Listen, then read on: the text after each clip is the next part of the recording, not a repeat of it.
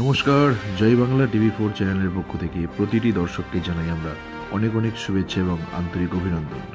বাংলার মাননীয় মুখ্যমন্ত্রী মমতা বন্দ্যোপাধ্যায় তিনি ঘোষণা করেছিলেন যে বাংলার বঞ্চিত 100 দিনের শ্রমিক যাদের হকের টাকা, পরিশ্রমের টাকা কেন্দ্রের বিজেপি সরকার প্রতিশোধ নেওয়ার স্বার্থে আটকে রেখেছিলেন, সমস্ত গরিব মানুষের অ্যাকাউন্টে, জব কার্ড হোল্ডারদের অ্যাকাউন্টে তিনি পৌঁছে দেবেন। তিনি এই প্রতিশ্রুতিবদ্ধ হয়েছিলেন। সেমতো অবস্থায় সমস্ত জব কার্ড বেনিফিশিয়ারি অ্যাকাউন্টে রাজ্য সরকারের তরফ থেকে 100 দিনের টাকা পৌঁছে গিয়েছে। সেই খুশিতে, সেই আনন্দে গোটা পশ্চিম বাংলার যে সকল জব কার্ড মানুষেরা যারা জব কার্ডে কাজ করেছিলেন সেই সমস্ত গরিব মানুষের মুখে হাসি ফুটিয়ে দিয়েছেন বাংলার মুখ্যমন্ত্রী, বাংলার অগ্নিকন্যা, বাংলার জনদরদী নেত্রী। তারই সুবাদে শ্যামপুর বিধানসভা কেন্দ্রের বাছড়ি গ্রাম পঞ্চায়েতে বিশালক্ষীতলায় একটি গ্রাম সভার আয়োজন করা হয়েছিল। উক্ত গ্রাম সভায় উপস্থিত হয়েছিলেন হাওড়া জেলা পরিষদের মাননীয় কর্মাধ্যক্ষ, শ্রদ্ধেয় সবার প্রিয় নেতা জুলফিকার আলী মোল্লা মহাশয়। উপস্থিত হয়েছিলেন বাছড়ি গ্রাম পঞ্চায়েতে মাননীয় প্রধান সর্বজন শ্রদ্ধেয় শ্যামসুন্দর মেটিয়া মহাশয়। উপস্থিত হয়েছিলেন শ্যামপুর 2 নম্বর পঞ্চায়েত সমিতির মাননীয় সভাপতি কান্তা মান্না মহাশয়া। উপস্থিত হয়েছিলেন শ্যামপুর 2 নম্বর পঞ্চায়েত সমিতির সহকারী সভাপতি সর্বজন শ্রদ্ধেয় নদেবাসী জানা মহাশয়।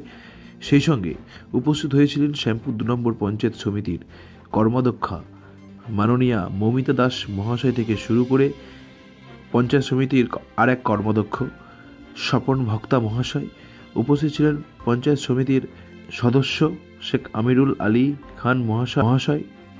সেই সঙ্গে শ্যামপুর 2 নম্বর পঞ্চায়েত সমিতির মাননীয় আধিকারিক শ্রদ্ধেয় সঞ্জু গুহ মজুমদার মহাশয় উপস্থিত হয়েছিলেন উক্ত গ্রাম সভা অনুষ্ঠানে। সেই সঙ্গে বাছড়ি গ্রাম পঞ্চায়েতের সকল আধিকারিক বৃন্দ থেকে শুরু করে এলাকার সকল জব কার্ড হোল্ডার মানুষরা আজকের এই সভায় উপস্থিত হয়ে তাদের ব্যাংকের পাসবই হাতে নিয়ে তারা বাংলার মুখ্যমন্ত্রী, বাংলার অগ্নিকন্যাকে ধন্যবাদ জানালেন তাদের হকের টাকা, তাদের বকেয়া টাকা ফিরিয়ে দেওয়ার জন্য।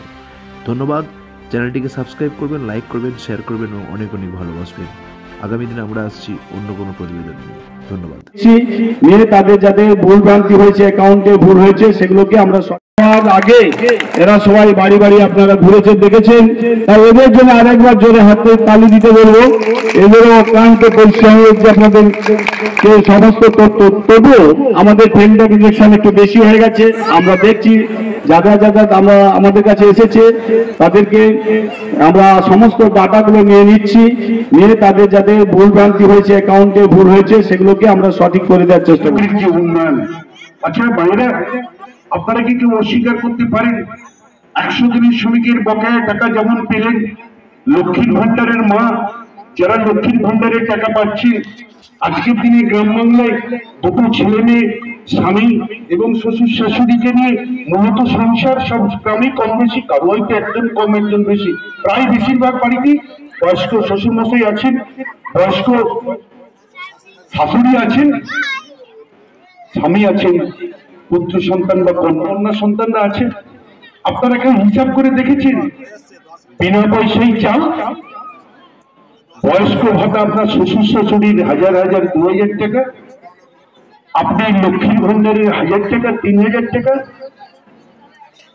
100 দিনের কাজ করেন, প্রত্যেকটি ফ্যামিলিতে আপনার ছেলে স্কুলে পড়ে, বিনা পয়সায় মিড ডে মিলের খাবার, আপনার মেয়ে কলেজে পড়ে, বই কেনার জন্য কন্যাশ্রীর টাকা, উচ্চ শিক্ষায় সুশিক্ষিত হওয়ার জন্য 25,000 টাকা, আপনার মেয়ে 18 বছর বয়স হয়ে গেলে বিবাহযোগ্য যখন হয়